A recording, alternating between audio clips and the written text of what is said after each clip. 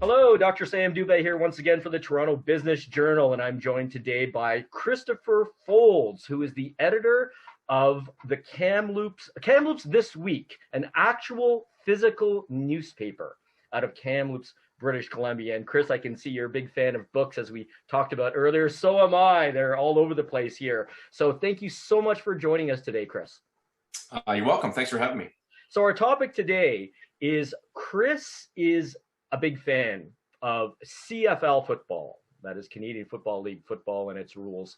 And he believes that it's time for a second go at a Canadian Football Act. Now, Chris, can you give us a little background on the Canadian Football Act from 1974, I believe?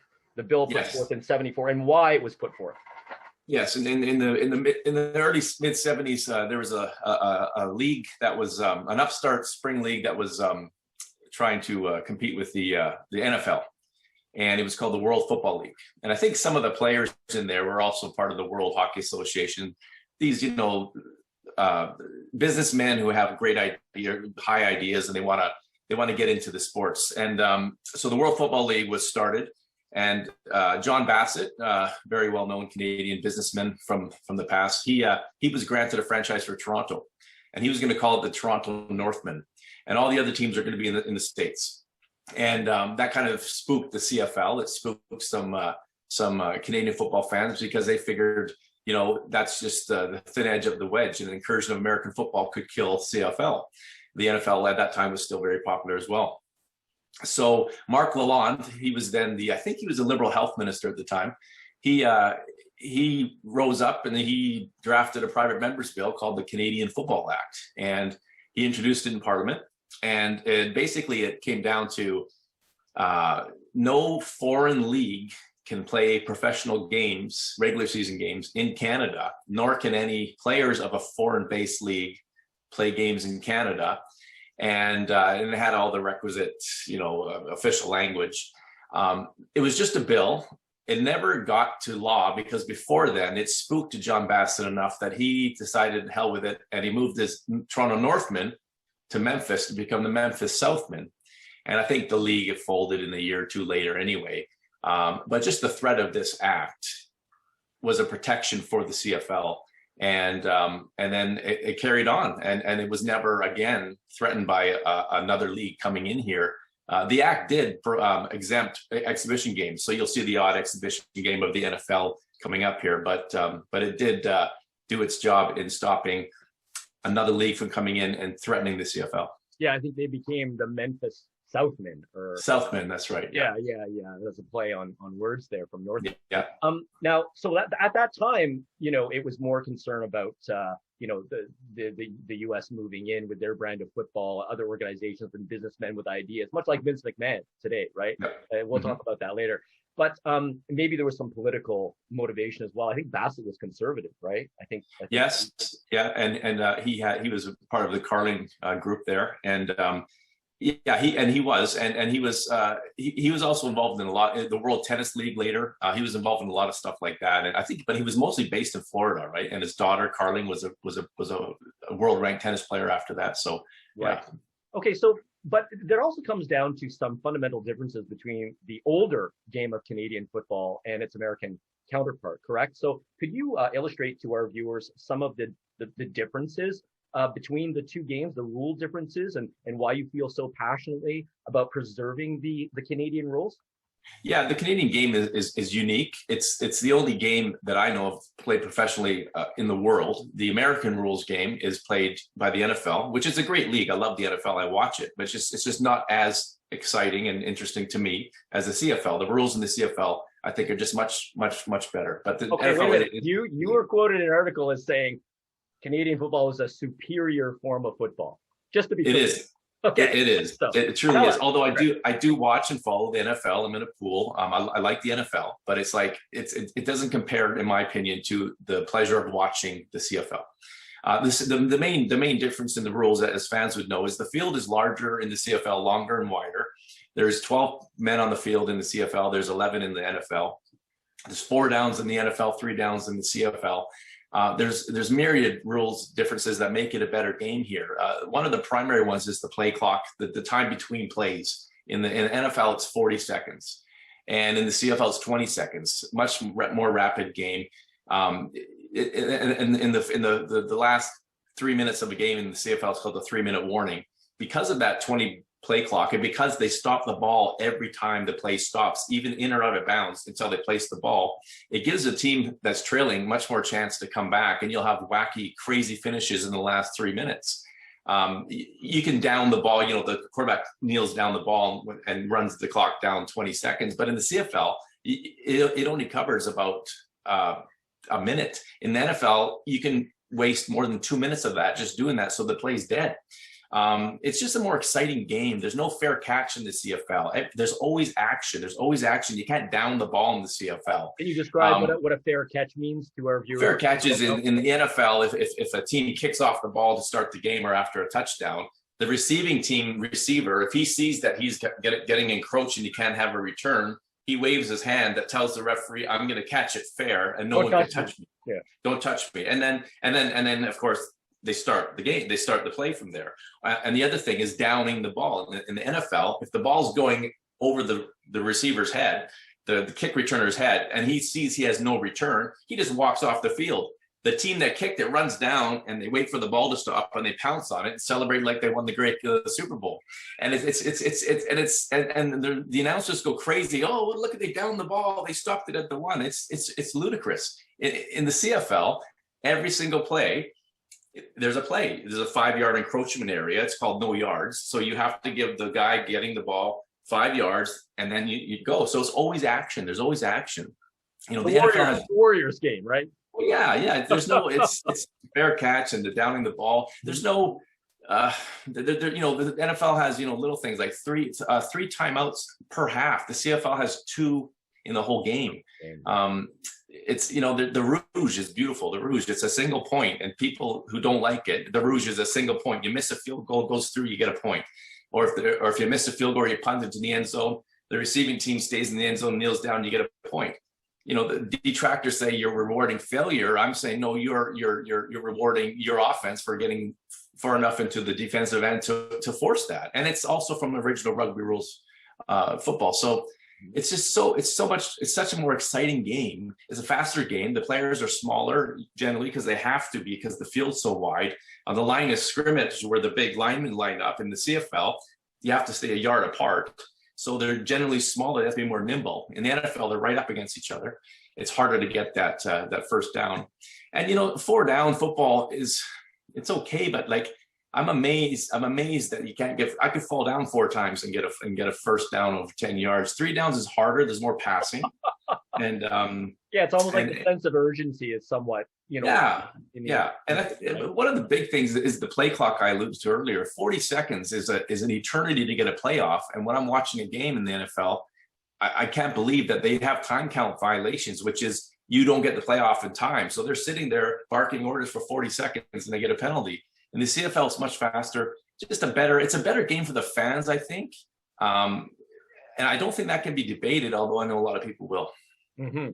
That's for sure. And so I think you covered all the major points here. Certainly American football pulls in a lot more money. We're talking, I think one of the figures I saw was like $14 billion a year versus like $250 million for Canadian football. The average salaries are so much higher of the NFL players, and that often is it's construed or interpreted as much higher quality players. We know that the NFL players tend to be larger and stronger because of smaller fields, and the more less reliance on the kicking and the passing, right? Because of the dynamics of the field size and such. But back to the Canadian Football Act. So this bill was never actually enacted into law in 1974, but as you said, it scared the Toronto Northmen, and they took off. So it wasn't, in fact, really needed, I guess. It wasn't needed. I'm not sure if it would have actually succeeded, but it did its job, I think, on the part of Marc Lalonde, and I guess it was the Pierre Trudeau government of the day. Yeah. So then, why now? Christopher, why now take a second stab at a Canadian Football Act? What has transpired? Well, I think the fear is, even though Randy Ambrosie, the CFL commissioner, and the CFL has announced a partnership of sorts with the XFL, the twice failed spring American Football League. And Dwayne "The Rock" Johnson's behind it, so it's getting lots of press. Now he played Canadian football, didn't he? Ironically, well, he got cut from the Calgary Stampeders in training camp back in the day, so he never did play a game. He was a Miami Hurricane, a U.S. college football player, comes from a legendary wrestling family, yes, Samoans. So he played at the Miami Hurricanes, a legendary college football team, and then he was trying out for Wally Bono's Calgary Stampeders in the early '90s, and he got cut during training camp, and then he's always thanks Wally for cutting him because it allowed him to go and become this massive star that he is now. For a generation, etc. Yes. Yeah, he seems like a really nice guy, and he seems genuine. And so he just bought the XFL out of bankruptcy from Vince McMahon because the COVID killed it last year. And the first time it just died from ratings death, but this time it died from COVID. And Dwayne and his ex-wife, who runs this financial company, they bought it out of bankruptcy for $15 million. Wow! And so they own brand, they own a name basically. There's no teams. There's jerseys and equipment in storage, but they just own a name. And now they're talking to the CFL about some kind of partnership. And that's the thing. No one's really, Dave Naylor from TSN covers the league deeply, and even he says no one really knows what this means. But the fear is that they're going to say, well, we had 8 teams when we folded. You guys have 9. Let's join up and make a North American league, which I guess is fine. But how's it going to look? And everyone's saying there's no way in hell that the XFL people are going to want to bring the CFL rules down to an audience that doesn't know what they are and would find them strange. So, I remember when the XFL first came out, the brainchild of Vince McMahon, who president, I think his wife was the CEO of the WWF. At the time, now WWE, World Wrestling Entertainment, and they did invoke some rule changes. They escape me now, but I also remember the way they were trying to use the camera coming down the field. Yeah. That was kind of innovative. It made some people, gave them vertigo, but that was kind of cool. And then there was also the ill-fated IBF, International Bodybuilding Federation, and he was behind that too. Yeah, he was behind that. There was a lot of turmoil there and bodybuilding is not considered mainstream, but certainly it was a huge upheaval in the politics and the dynamic of competitive bodybuilding at that time, because he managed to recruit through money some of the largest contract stars that the Weider brothers had signed, the Weider brothers from Montreal, and I was a fan at that time. But so it looks like this is happening again, but under Dwayne "The Rock" Johnson. So I think there was some talk from the CFL commissioner Ambrosi that the XFL is in talks to talk to the CFL or something like that. Yeah, we're talking about talking, and again, no one really knows what they're talking about because they're talking about talking, but they're not saying what they're talking about or what they're talking about. So it's strange, but the immediate fear was, well, if they do eventually join up and play under what rules? Hybrid? Would it be CFL? Would it be XFL, which is a little different than NFL? You mentioned rule changes.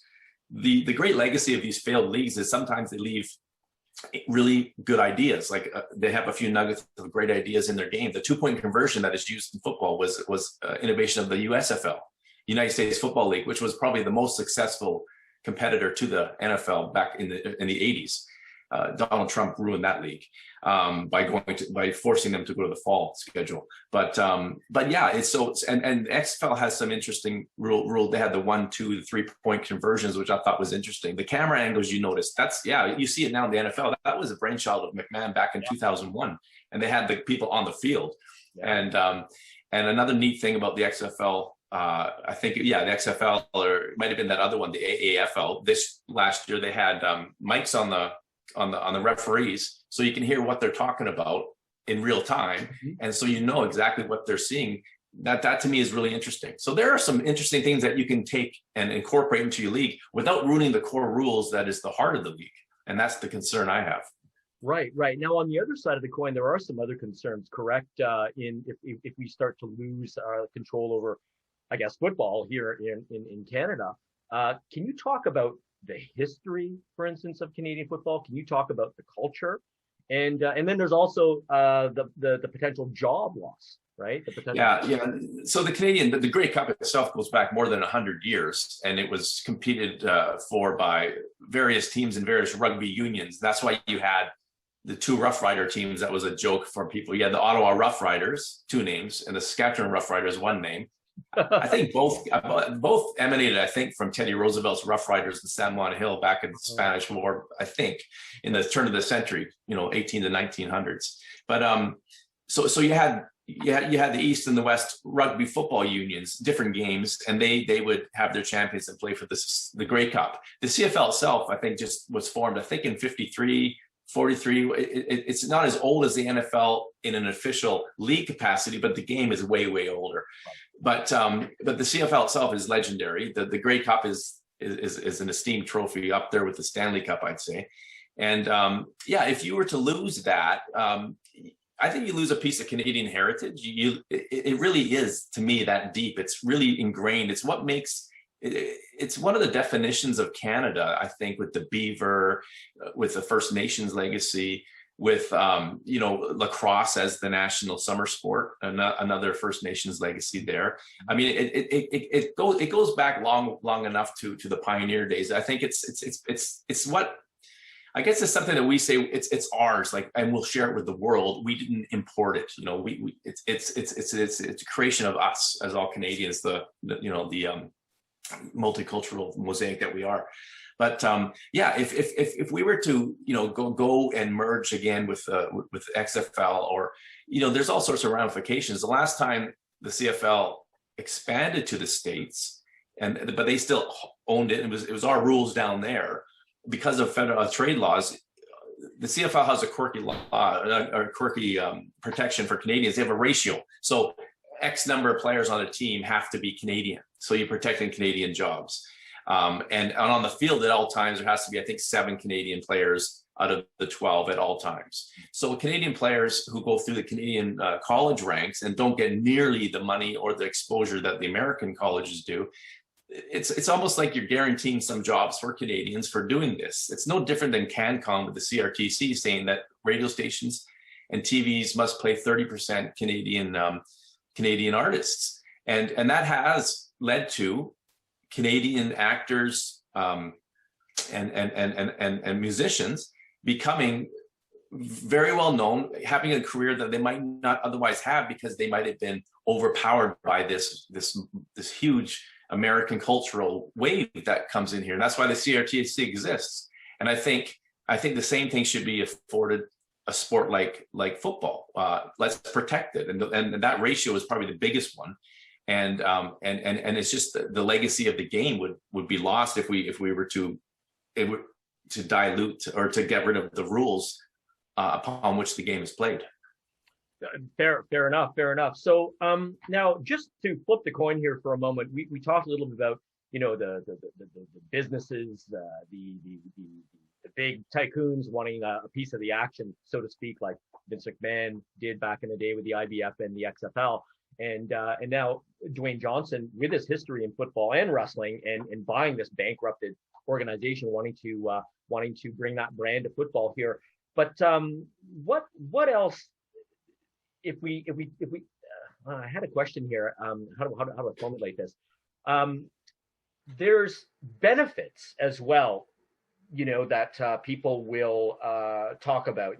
So what is some of the criticism leveled for people like you who want to preserve the CFL? What are some of the criticisms? Oh, that I get from people who maybe aren't as enamored with the league as I am. Yeah. Well, they say, well, it's bush league, it's minor league. Look at the salaries. I mean, and it's true. Like Patrick Mahomes, I think he's the highest paid player in the NFL, highest paid quarterback anyway. He makes in 1 year what almost the equivalent of every team's budget in the CFL. CFL has a budget, I think, of $5.5 million salary cap per team. 5 times 9.5. It's about $55 million. He gets paid $45 million for one year. So you can't compare the two. That just. And so when people say, "Well, I'd rather watch the NFL. It's better than the CFL," I say it's different. They're both professional football leagues, but they're so different that you can't say it's the same game. And we've seen players from the NFL come to the CFL, both in their prime and both after their prime. And we've seen them struggle to adapt to the game here. And it's not because, sorry. Yeah, and they're great players. And I would acknowledge first the best players in the world are in the NFL. We know that. But not all of them can play the Canadian game because of the speed and the agility and the differences in the rules. A 340-pound lineman wouldn't do as well in the CFL with that yard off and with all the movement all the time. Right. So there are differences that are acute that make this game better. So the critics would say, well, if we don't join up with the XFL and merge, and even with the 4 downs and the American rules, the league will die.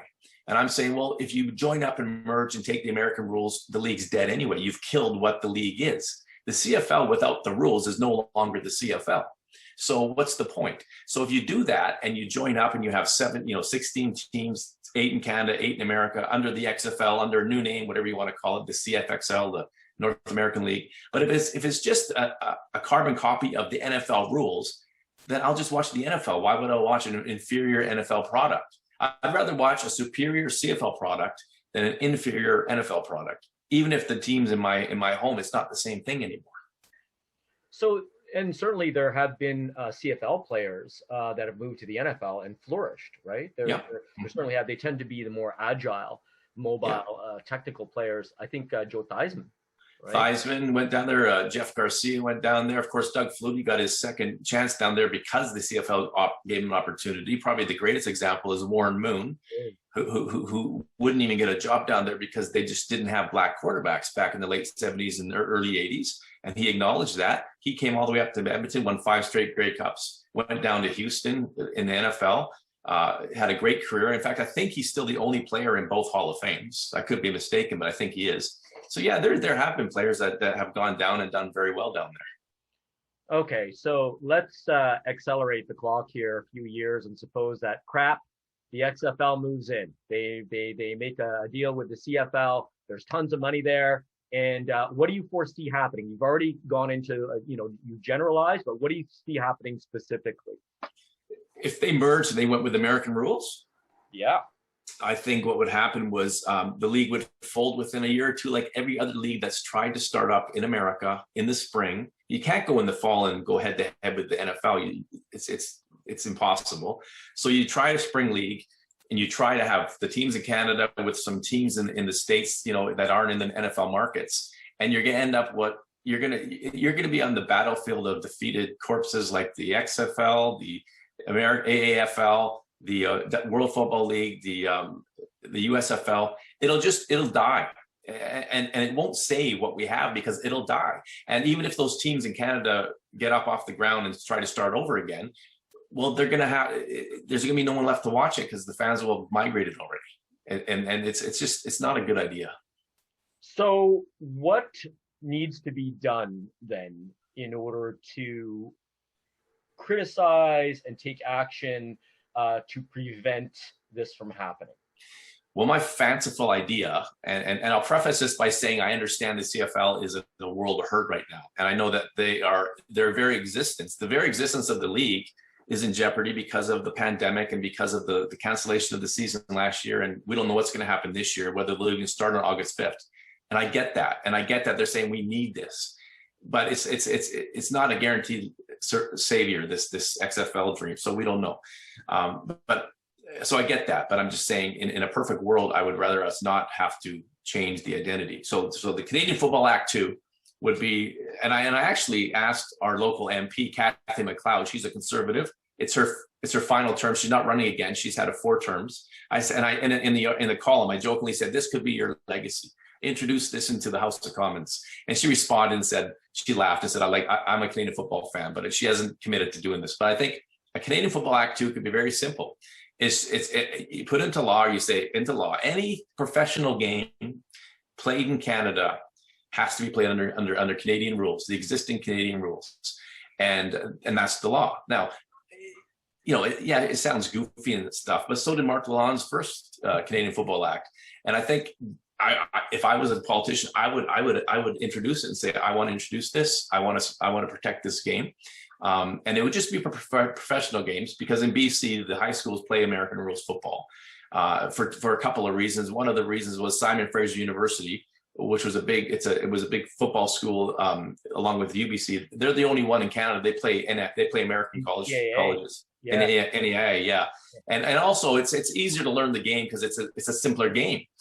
4 downs affords you more opportunity to for failure to learn and all that kind of stuff. So which brings me to the point that the Canadian Football League is a much more professional and finely tuned game because you need to be good to play it because you don't get as many do-overs. And that's why the high schools here play it because it is a game geared for people. It's a good learning game, but when you get to the pros, I think the Canadian game is much, much more exciting. So that's the gist of the Canadian Football Act 2 is very simple.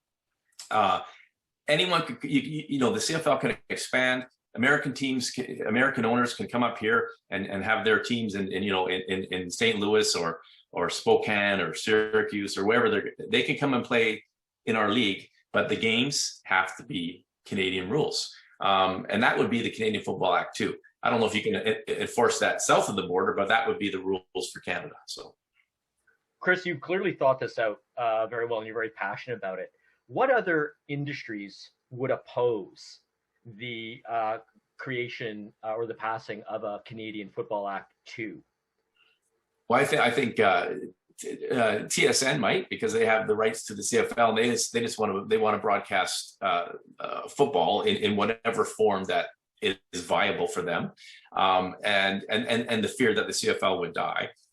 Perhaps the sponsors would oppose it because they want to latch on to whatever's going to, in their mind, survive.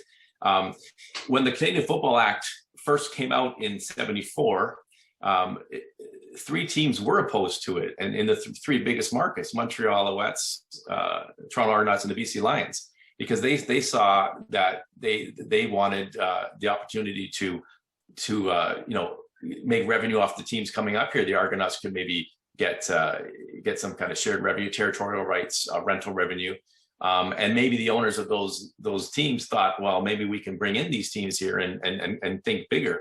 So it wasn't unanimous in the CFL itself for the Canadian Football Act because the 3 big markets, maybe they were seeing, hey, the gold across the border, we want it here. But I think that we need to temper that and say this league is great. It's great as it is. And the thing is, online, you see, I get bombarded with people who just hate the CFL, and they'll come on and they'll start trolling comments on a CFL thread, and you just say, well, if you don't like it, that's fine, but go, you don't have to insult it. Just go and watch the NFL and let us enjoy our CFL. Mm-hmm. I don't generally insult the NFL unless someone's trying to prove it's better. To me, it's not. Empirically, objectively, it's not a better game, but I do watch it because it's a good game, just not as good. Mm. So what industries and organizations would support a Canadian Football Act 2? Yeah, that's a good question. I never thought on that to say, who would it benefit? I was thinking more from a love of the game as a fan. Sure. Supporting. Well, I think Canadian universities should support it because it's a pipeline from their players to there. I think the Canadian Football League Players Association would definitely support it because the ratio gives their players a chance to get in there. I think local businesses might support it because it's more homegrown. It's more mom and pa. We're never going to be the juggernaut that the NFL is. You're never going to have $1 billion sponsorship deal where it's most of the Canadian Football League is made up of patchwork sponsorship that works right now, and community-owned teams are doing well as well. So I think it's that. It's sort of like that. I know, we're in 2021 and the world's getting big and technology and all that, but it's the CFL is sort of it's not what the NFL is. So you don't need the the major sponsors and the glitz and the boom rah rah. The game itself should sell itself, and it should be appreciated for that. So I think high school football coaches, universities, local businesses that support the guy, I think they would support that, or they wouldn't be opposed to it, as opposed to the conglomerates who might want to latch onto a bigger thing. So. Yeah, well, I know an old buddy of mine Alex Matias, he was a very successful CFL player. He did his college football days in the U.S. Yep. He came back up here and was drafted #1 draft pick. I think it was 2016. And it's a different kind of ball for sure. But what I wanted to ask you, Kathy McLeod, are there any other possibilities for MPs that can propose this bill? And the reason why I ask is because, Kathy McLeod's conservative, right? But Marc Lalonde, who proposed the original bill in '74, was a part of the Liberal government. He was. Yep. So it doesn't really matter here, Liberal or conservative, or is there? No, because the private members bill is, it's a long shot to get debated, to get onto the paper. So it would be less, I think, about actually thinking the bill is going to become law, and more about just getting it into the news, getting the buzz going, saying, I'm going to introduce this bill. I'm hoping it'll be chosen for debate. I'm hoping it becomes law. But in the meantime, here's what it is. I don't think you need it to become law. I think you just need a conversation like the first one did to get people thinking and talking. Like I say, it's just a whimsical thing I thought up in the middle of the night because I was just pissed off about this. So I thought we should think about it. And but I don't think the only way you can do it is to have a private members bill introduced, and the steps to get to debate is very, very hard. But I think just doing it and getting it into the national conversation, I think it would spur debate, if nothing else, more so than it is now. Okay, so but grassroots level, people who believe in preserving the CFL or Canadian rules in football here in this country, what can they do? I guess the first thing they can do is if you live close to a stadium and you have the economic wherewithal, buy some season tickets, go to the games, support the game, spread the word. If you live away from I live 3.5 hours from the Lions home stadium, BC Place. I'm a big Lions fan. They have their training camp every year in Kamloops here. So, in my newspaper, when their training camp is here and through the year, we cover them all the time. It's not just because I love the team in the league, but because it's an economic impact here is quite large, and it's quite popular. I would say, so if I can't get to the games because I'm 3.5 hours away, I make sure I'm watching it. I'm supporting it. I'll even choose advertisers if I have a choice to make. If I know someone is advertising and promoting the CFL, I'll choose that brand over something else, something as little as that, because I have an allegiance to it. I'm usually not a brand person, but if it's linked to the CFL, I'm all in. And talk to people. And I'd say maybe send Randy Ambrosie messages on, I sent him a bunch on Twitter. He never responds. He's a busy guy. I would just say, whatever you do, man, don't sell us out. And I know they're in trouble. I know that it's very tenuous, and even in the best of times, it's tenuous. But that's what makes it such a scrappy league, and it's never had to sell its soul. And I'm not saying they are, but if they do what we fear they do, they will be selling their soul. So in your opinion, why is the CFL in trouble? Is this a chronic issue that's reached ahead? Yeah, it's effect, Yeah, from what I've read from others too, it's the demographics. I'm 52. So I'm not a young buck anymore. My son is 19, and he's a big Cleveland Browns fan, and he watches the CFL, but he's really not as interested. So I think people aren't fans necessarily of the 4-down game. They're fans of the NFL because it's such a massive marketing machine, and it's amazing. It's so crazy.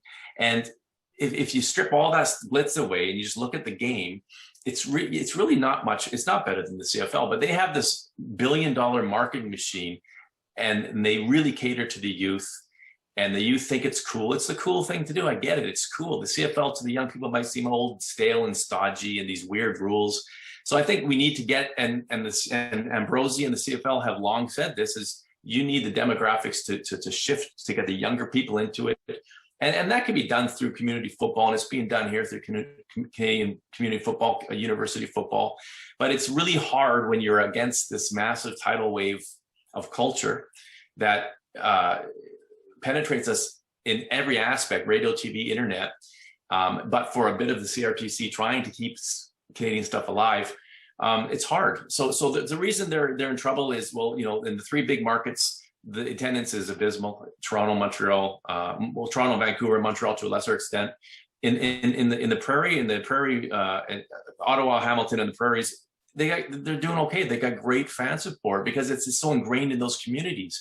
I think Vancouver, Toronto, and Montreal, it's just they're so big that they think of themselves as bigger sometimes as a CFL. Some fans will say, well, it's small time for me like that. Out here, we like to joke that Toronto is the largest American city in Canada.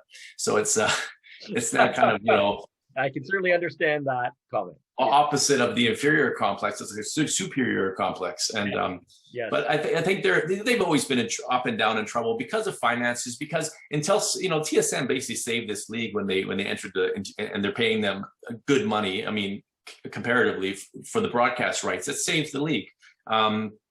But it is a gate-driven league at its core. So if you don't have fans in the stadium, that's danger. And if you have no fans at all, you can't play the game, which we found out last year.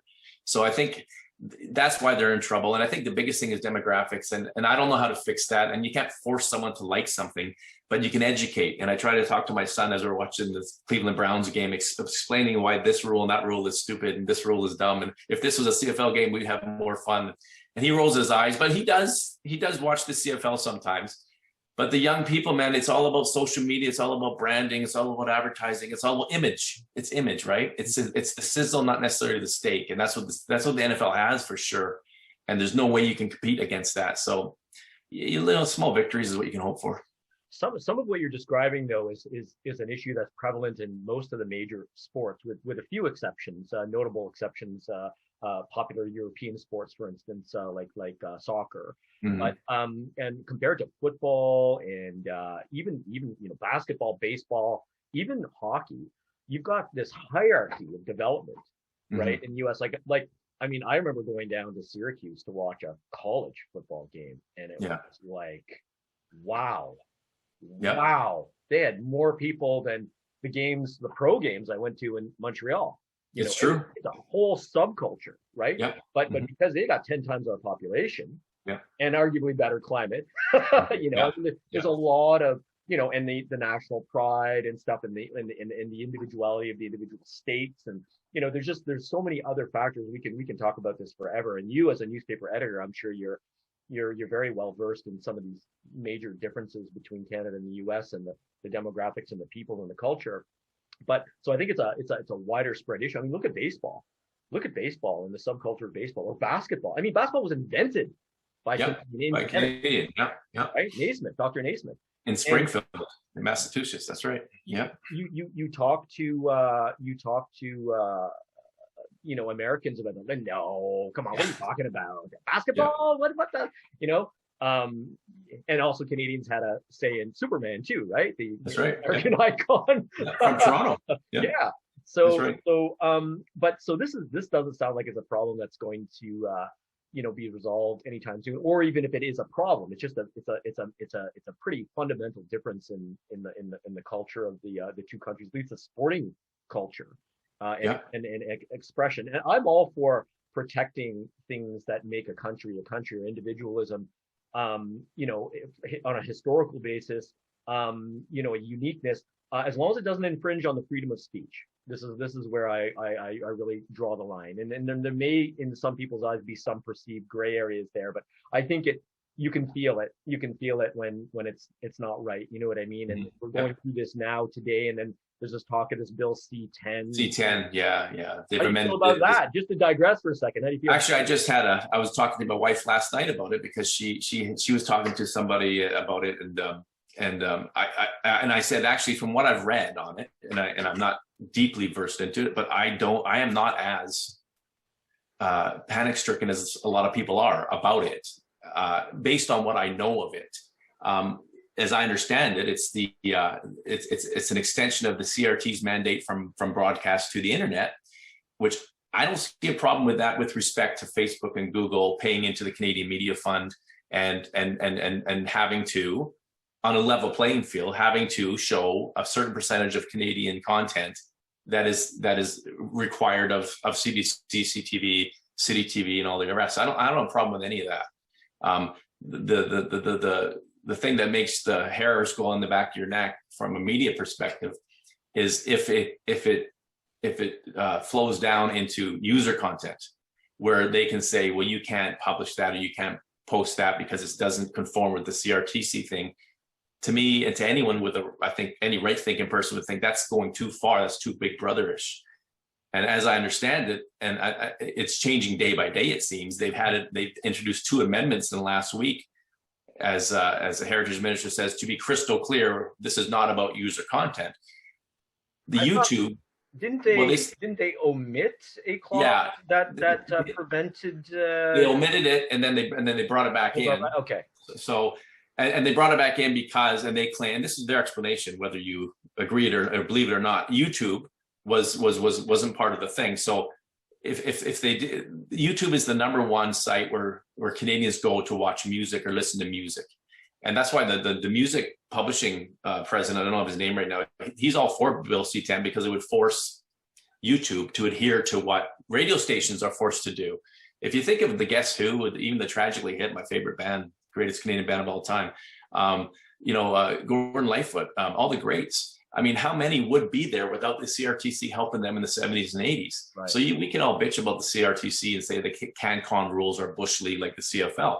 But without them, so many Schitt's Creek, all the singers, would they be where they are without that help? Because, we do need the help when we're sitting next to an elephant with all that culture coming into it. So as I saw C10, as I understand it, and I got to read more of it, that part of it, I don't have a problem with. I would have a problem with someone saying, Foulds, you can't post something because it doesn't adhere to something, unless it's really, really, hate literature, hate speech or something like, Holocaust denial, stuff like that. I have no time for that, but it's a slippery slope for sure, because if you start telling people what they can post as a person, I don't think anyone agrees with that. And the government is saying that's not what it's about. But the problem, I guess, is that, well, if you force a platform like Facebook to adhere to that, then it might impact the users who are posting stuff that is not objectionable. So there are concerns.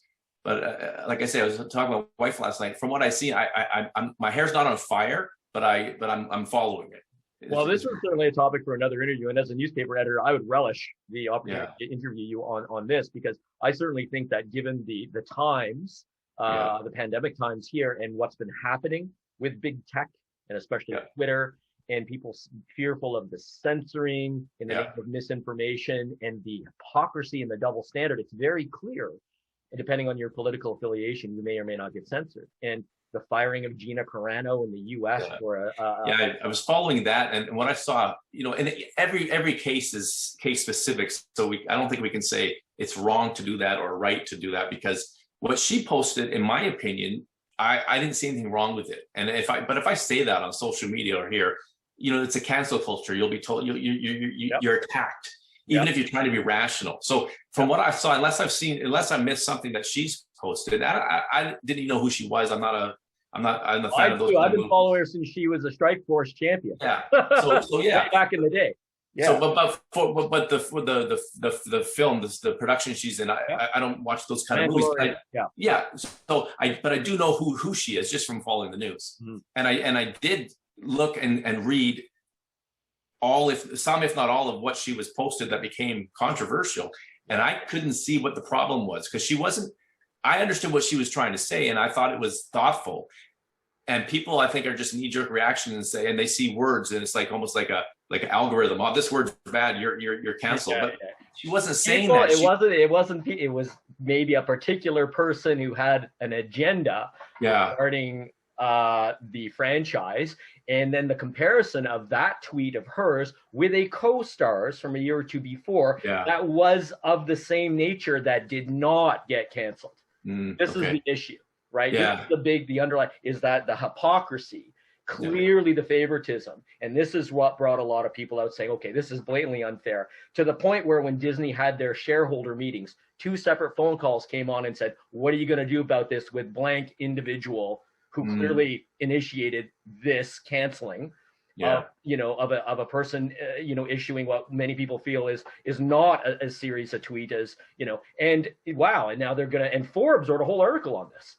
Forbes, right? So anyway, I'm not going to dwell on it. I'm sorry. I talked probably too much about that right now, but getting back to C10 and getting back to the football, as I was mentioning, as long as free speech is not infringed upon, it's nice to have some protectionism, in place for the uniqueness of the Canadian rules. And um, when I asked you what people can do at the grassroots level, should they be contacting their MPs?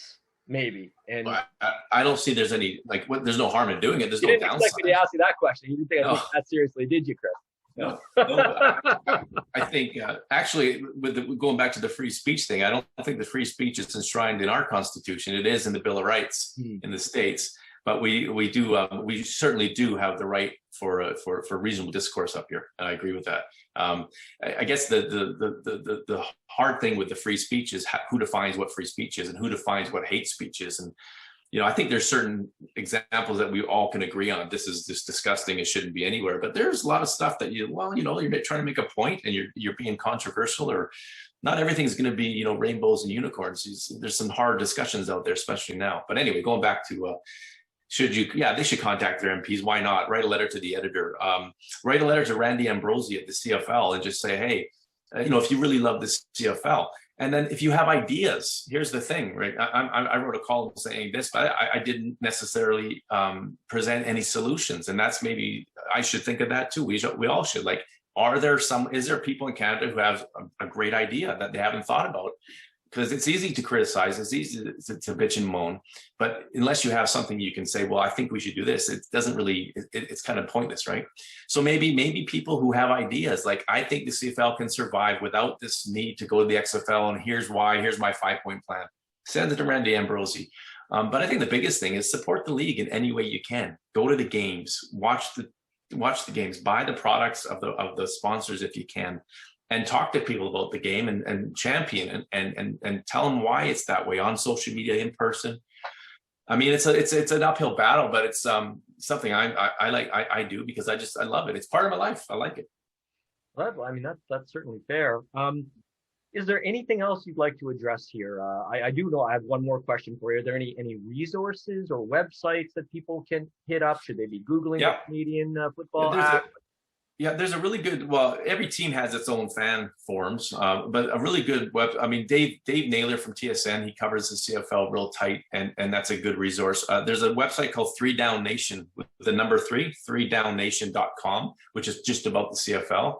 And that's a really good website where they have updated news I go there for, and they have columns, discussions. I think it's the preeminent CFL website for all things CFL. So that's where you want to go there. And then, that's basically it. And maybe people educate themselves a little bit about the history of the game and the Canadian Football Act and why it was instituted and what's happened since. And and then you find out, where it came from, where we are now, the trials and tribulations, it's not. It doesn't necessarily have to be either or. Like I say, I'm a fan of the NFL. I follow it. I follow it closely. And I'm a fan of The Rock. Yeah, exactly. And I am too. I am too. Not like The Rock. Seriously. Yeah. So maybe there's an interesting way to do this. Like if they say, okay, the CFL is going to die without this. Okay, fine. How about we have one league with 2 divisions. But all the games in Canada have to be played by Canadian rules, and the games on American fields are played in American rules. They do that in the Major League Baseball, right, with a designated hitter, which is a horrible thing. But the NL doesn't have a DH, so anytime you have interleague play, if it's in a National League park, there's no designated hitter. The pitcher's in. Right. But in the American League parks, like where the Jays play, there's a DH. So if San Francisco visits Toronto, they have a DH. The pitchers don't hit. So that league does it to a smaller extent. But it would be if you're going to die anyway and you want to go up with a bang, then maybe try a league where all the games on Canadian soil are played with Canadian rules, and all the games. I like that, Chris, because there is precedent for this in other sports, most notably in mixed martial arts. There was a major organization, the best organization in the world prior when the UFC was going through its kind of weak spell, and there was a Senator McCain was trying to oust it in human cockfighting, and then it turned out that the major sponsor for the UFC, Budweiser, his wife was like an heiress to the Budweiser fortune or something, relative, and So, there's a huge conflict of interest there. But Pride Fighting Championship in Japan had these broader rules that many argued were more brutal, but the fighters would go where the money was. And so they would fight, and the best fighters in the world, regardless of the rule set, were because the rules were not that much different, right? They were not two completely different sports. There was definitely a huge amount of overlap. There was some small people being badly injured by the rules would probably think otherwise, but there were some rule modifications that were very important, but that a professional could adapt to. And we're all human, and so there were transgressions, there were mistakes made, but the same thing goes for some of the greatest fighters prior to these mass organizations. One of the greatest martial artists in history was a small man, 5'7", 150, 160 pounds, 165 pounds, Benny the Jet Urquidez, who fought under every conceivable set of rules you could think of for striking tournaments, kickboxing, Thai kickboxing, martial arts, mixed martial arts. And you talk to anybody to know, and they'll tell you that guy was incredible, most notably because he was like a welterweight or middleweight who would fight heavyweights and win. And he could adapt to all these rules. So the alternative seems so bad, like losing the Canadian rules and the history. Why could you just not say, hey, look, to respect the Canadian culture and the CFL and the history and the invention of the rule set here prior to the NFL a game and rule set, not the individual organizations, but then why not just play all the games here under Canadian rules? Why not? Yeah. That might. Well, I mean, if nothing else, it would be interesting for sure. I think it would be very interesting. I mean, in the late 50s and early 60s, the CFL and the NFL, they had 5 games against each other, and Hamilton and Chicago Cardinals played twice. Hamilton played Buffalo. The CFL lost 4 of the games. They won 1. But one of the games was played. First half was CFL, second half was NFL, and Montreal was in that game. And it was interesting. Montreal led after the first half, 9-7 under Canadian rules. In the second half, the American team, I think it was the Chicago Cardinals. Maybe not. They came back and won the game 34-26 or something. The second half was played with American ruls. Did they change the size of the field at the halfway? They had stripes. So at halftime they brought, you go to those, you go to the leagues where they have soccer and football lines everywhere. So they said if the yellow line is now the parameter, and it might have been at the old wherever they played the games before the Olympic Stadium, before McGill, but in Montreal. So they did that exhibition games just for fun, and they had a half game, which was interesting. And then they had 4 other games were played under all CFL or all NFL rules. And it was kind of neat. Back then, the leagues were much closer in talent and in pay too. Joe Cap, a famous BC Lion, and Jim Young, another famous BC Lion. They both came from the NFL for more money back then, in the 60s and 70s. So that tells you how far the NFL has exploded with money. But back then, the BC Lions offered more money than Minnesota Vikings to bring this quarterback there. So there was a time when it was very comparable, but it's really gone out of control because of the broadcast rights and all that. But yeah, that would be some. I mean, if it's going to die, my point is this: if you're going to merge with the XFL and just adopt all American NFL rules, then it's no longer the CFL, and I would rather just put it out of its misery. But if you're going to say, we got to try this, yeah, maybe try a hybrid, rules here, rules there. It seems gimmicky, but if you're going to die anyway, why not try it? It might work. Who knows? I guess the goal is to appeal to as many people as possible. Yeah. And expose them to the game. So, a hybrid set of rules, maybe that will get people like you interested. I mean, you're going to watch it regardless, right, Chris? Because you're a football fan. Well, I'd probably watch it. If they went all American, I don't know. It'd be tough to say. I mean, and there's really nothing wrong with the core Canadian rules I think you have to keep, which is the ones we spoke about. But I think there's room to talk about, maybe doing some different things to bring, to merge some rules in there. But I think if you get rid of the core, the field size, the 3 downs, the play clock, unlimited motion in the back. Yeah. If you get rid of any of those, you got rid of the game. But I think there is appetite to say, well, maybe some rules could be modified.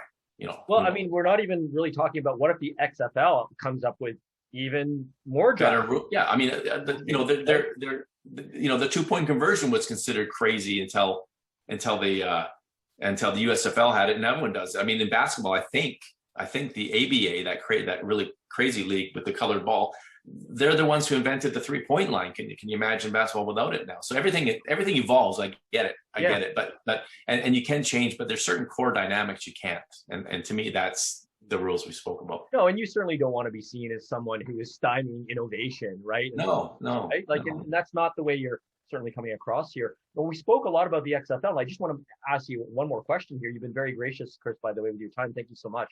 Are there any other threats to Canadian football besides the XFL? Was the NFL thinking of franchising again, or like any other threats to it? Are we going to lose any CFL franchises in the near future? I mean, you go to Montreal and it's like they're packed. I remember going to games there, and I know we had problems here in Ottawa, the Rough Riders, and now we have the Red Blacks, and we didn't have a football team for a number of years. So do you see any other dangers or concerns that would also support the idea of another Canadian Football Act? I don't think the NFL is a threat. They're on the record as saying they support the existence of the CFL. They haven't come into. They tried that Buffalo Bills experiment, which is a disaster in Toronto. Can you describe that for our viewers? Pardon me? Can you describe the Buffalo Bills? Oh yeah. The Buffalo Bills. This is what I think just before or after the owner Ralph Wilson died, and there was talk of maybe them moving, and there were some people wanting to buy the team. So they tried playing, I think, 4 games per year in Toronto, and they became the Buffalo Toronto Bills. But the attendance wasn't very good. The games were horrible, very boring games. So that just happened to be, for whatever reason, they were very, very poor games, and people just didn't come out. And a lot of people, and myself included, said that it's not the right way to try to introduce the NFL here. A lot of people were kind of miffed, why are you bringing the NFL in here on a part-time basis? And it seemed like something they were trying to appease to some NFL fans there, but they didn't go to the games in Toronto, and they cut out the contract early, and they lost money on it. And even the Buffalo fans were saying, well, what the hell? I got season tickets. I don't want to have to travel to Toronto. It's our team, right? So the NFL has stated that they have no intention of killing the CFL, although this past month, when they're talking about expanding the international presence, and they've increased the season by 1 game in the NFL to 17 games, to 1 less than we play, and part of those games they want to play more international games, and I get it. You want to grow your brand, as they say, but they've identified Canada as they want to play regular season games up here, not just exhibitions, because they do play exhibition games here every year, and people come out and watch it, and it's fine. It doesn't seem to be a threat. But once they start playing regular season games here, and if they get a lot of fans, then they might envision, we want to put a team here. But you need billions of dollars, like billions with a plural, just to buy get an expansion franchise. I'm not sure we have that money in Canada. Maybe in Toronto, nowhere else. It's funny. You listen to professional football players on both sides who have played for the CFL and the NFL, and you often hear a common thread of pros saying, well, we had a lot more fun in the NFL. The culture is very different, that the time is very different, the time that you spend, you actually get to enjoy yourself, the camaraderie is different. It's just it's a very different culture, and I think that personally, that's part and parcel of our Canadian identity as well. It may also, like I said, have to do with the finances and the dynamics, and the time, the scheduling of players' off time and practice time and social time with media time, that sort of thing. But there seems to be some aspects that are just inextricably linked to a greater cultural fabric. You know what I mean? And they're just, it would be a shame to lose it. It would be a real shame, and I can see that. And Chris, do you have anything else you would like to say regarding this issue? The only thing I was going to mention, and it's the CFL commissioner Randy Ambrosi talks about talking with this XFL. He always says it's about growing the game of football. but that's such a broad statement, because what game are you talking about? If you're talking about the 4-down version, it doesn't need help growing. It can't grow anymore. The 4-down NFL version is bigger than anything in the world. So you don't need to grow that game. That game is but when he talks about growing the game, and he has this global initiative, you know, the CFL has signed partnerships with Japan Professional Football League, Mexican Professional Football League, Great Britain, Sweden, Germany, Italy, a number of them. And so what they do is they have what they call a global combine every year, where the global players come and they try out, and each team has to have now 1 or 2 global players on the league. So it's a neat idea to get the global players here to spread, but you're not spreading the game, because every single league with which we're partnered plays American rules. They don't play Canadian rules. And that's what they play, because it's the most popular football sport game in the world. But if he's saying we're doing this XFL thing to grow the game, he needs to be asked, what game are you trying to grow? Because if it's the 4-down game, it doesn't need help growing. It's beyond that. But if it's the 3-down game, yeah.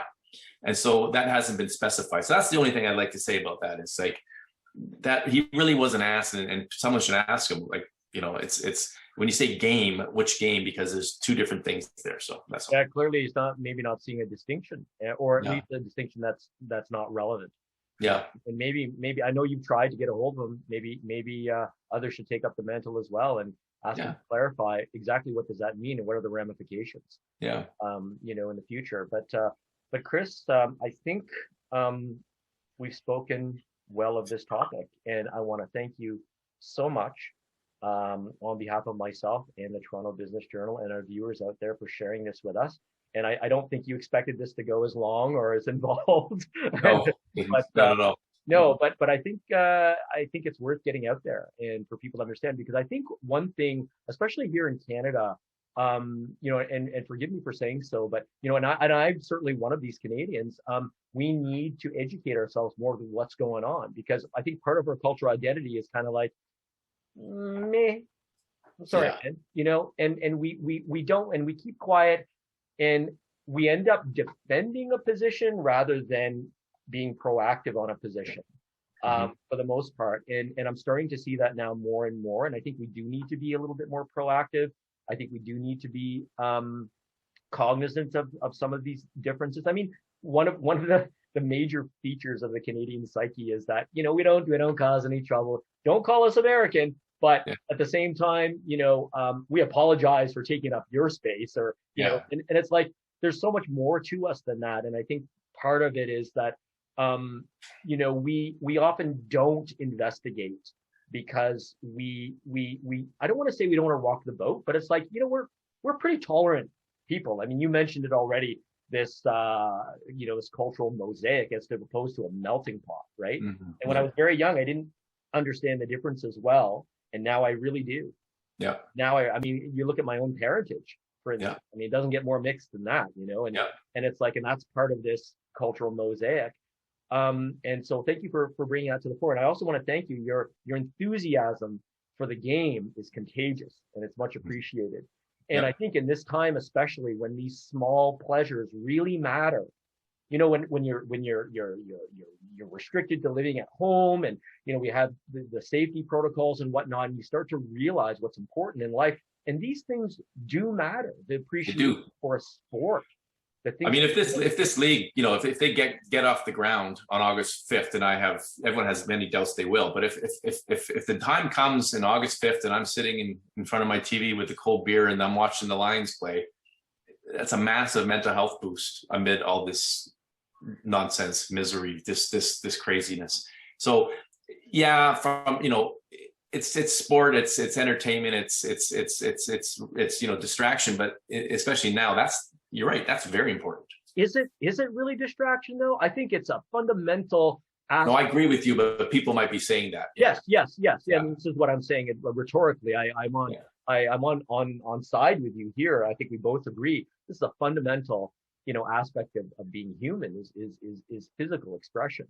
Yeah. And dare I say, you know, competitiveness. I don't know about competitive, but just the interaction, right? Yeah. And we realize what we've been lacking, and the mental health of the nation needs this. That's the biggest thing, I think. Yeah, the biggest thing. honestly, right? Yep. So with that, Chris, don't go anywhere. I'll sign off for us both. So once again, thank you so much, Christopher Foulds, editor of Kamloops This Week, a bona fide newspaper. Kudos to you, my friend, for that. And is there a website where people can check out your editorials?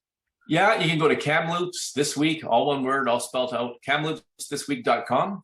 And everything in the paper is online, and Facebook, Twitter, Instagram, all that stuff. So yeah, it's right there. If you want to find out what's happening at Kamloops, and there's never a lacking for news here. It's a crazy stuff. Check it out. Yeah, I've never been, and I regret it. Hopefully someday I will.